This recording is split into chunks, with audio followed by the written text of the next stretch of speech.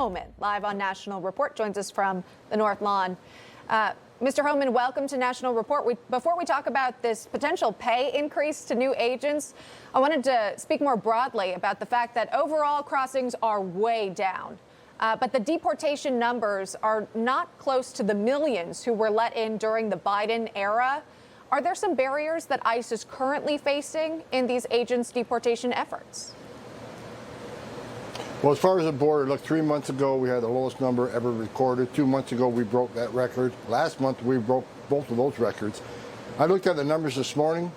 Wait to see this month. This month coming will be the lowest number in record. We keep breaking our own record, so most secure border in our nation's history. But deportation numbers, look, they're looking really good. You consider a quarter of the year we lost under Biden administration. Remember, he controlled, October, November, December, in January, and so he controlled one part of the year. But if you look at the remainder of the year, we're breaking records. I mean, ICE has already arrested over 150,000, close to 160,000 people in the country, and the deportations are going to be right around 300 or over. But what's the roadblocks? Roadblocks are sanctuary cities and lack of resources. Look, 10.5 million illegal aliens came to our border. And so millions of people are released in the United States illegally, and we got to find those millions. But we got less than 5,000 deportation officers. So the big, beautiful bill is a great move. Now we can hire deportation officers. It'll be the first time that ICE ever been plussed up at this rate. So we can hire more deportation officers, put more badges and guns on the street to look for the millions of people the Biden administration released in the country. And look, I said on every show, we got around 600,000 illegal aliens with criminal histories walking the streets of this nation. So because of the big, beautiful bill, we can take them off the streets more quickly and more efficiently. Yeah, with that bill, that piece of legislation passed, one of Trump's key moments, if you will, in terms of legislation, has that money allocated to hire more ICE, more ICE agents, federal agents. I wanted to ask you about that. Can you talk about the incentives to recruit more federal agents to be used by ICE? What is out there for them to maybe consider coming out of retirement or consider this as a career path? Well, I can tell you this, John. We had thousands of people contacted me. I mean, literally thousands. I had a LinkedIn account, I had to shut it down. So thousands of agents were already wanting to come back from the Border Patrol and from ICE without a signing bonus. But now there's a signing bonus announced, $10,000 signing bonus. The numbers are extraordinary. I was talking to the CBP commission this week. The record, they got more recruits coming in from Border Patrol than any time in history. Their recruiting office is swamped. They got more people than they can handle. ICE, I know they got hundreds and hundreds of people already signed up to come back. And it's a great move. Bring back ICE agents who know the Fourth Amendment. They know how to speak Spanish. They know how to use the processing systems. They know the way we operate on fugitive operations. So they can hit the ground from day one after a few weeks of refresher training. So it's a great move. And also there's a $10,000 retention bonus for those who are eligible to retire. We lift the retirement age to keep that knowledge, that experience, in the workforce.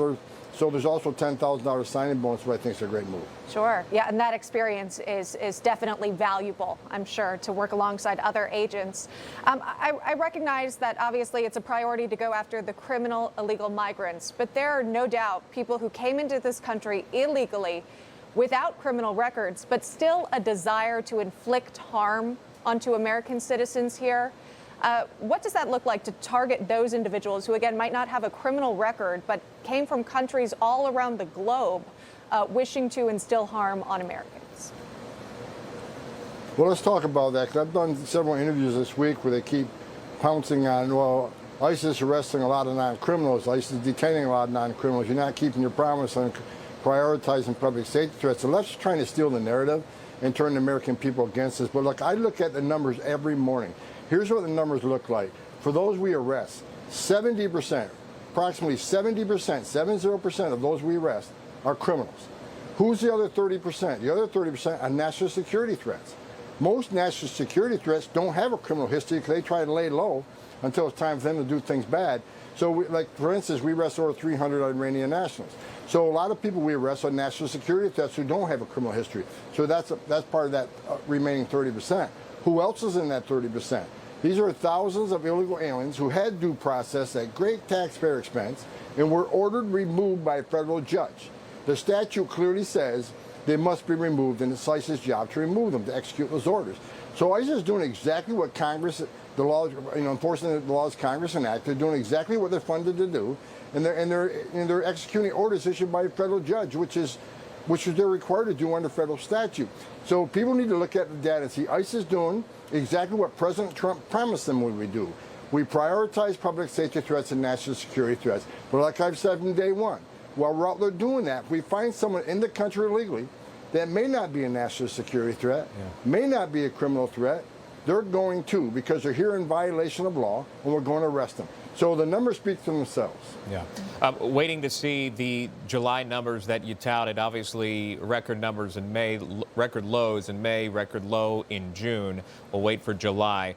Tom, I realize this is not a border question, but I have to bring this up. You talked about sanctuary cities. New York City, obviously, the blue gem, if you will, of sanctuary cities. We're just covering this deadly Midtown shooting, claiming the life of a few, plus an NYPD police officer served 3.5 years for the city, leaving behind a wife, 2 kids he was even expecting, him and his wife expecting.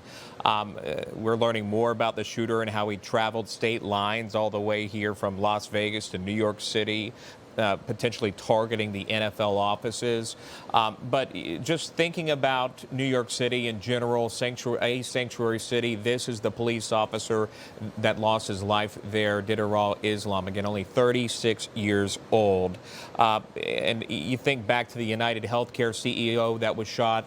The places that these occurrences happened in Midtown Manhattan, this is Park Avenue. These are places that typically you wouldn't expect. This deadly shooting is the deadliest gun attack that has happened in some 25 years in Manhattan. Just your reaction to that, this news in New York City. Well, look, it's heartbreaking. I spent last night praying for those that were injured and killed and their families. Look, throughout my career, and I started in 1984, I buried a lot of Border Patrol agents. I buried ICE agents. For those who put that gun on their hip every day and put the Kevlar vest on and put themselves in harm's way are the finest 1% this country has. And I want people to remember they're just not cops. They're mothers and fathers too. They don't hang their heart on a hook every day they come to work. They're mothers and fathers, American patriots. None of them, trust me, I've done this for 40 years, none of them are making a lot of money. But they do it for the right reasons, because they care about their communities, they want to protect their communities. And every time we lose one of those souls, it should break America's heart.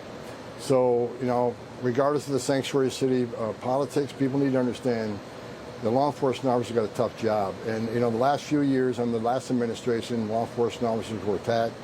They were the bad guys, ones that broke the law with the victims. I want people to remember who these men and women are that wear that shield. They're the finest people, finest American patriots this country has. So keep them in your prayers. I prayed for them, and I'm going to try to get up there and meet with the mayor and the commissioner and see what we can do to help them. But, God bless those that fell last night, and also God bless their families, so they're going to live this tragedy the rest of their lives. Amen. I'm sure, again, your presence would be welcome by folks. Again, just a calming nature and sending your prayers and well wishes to the family. That's Borders' Czar Tom Homan joining us here on the program. Thank you. We appreciate your time.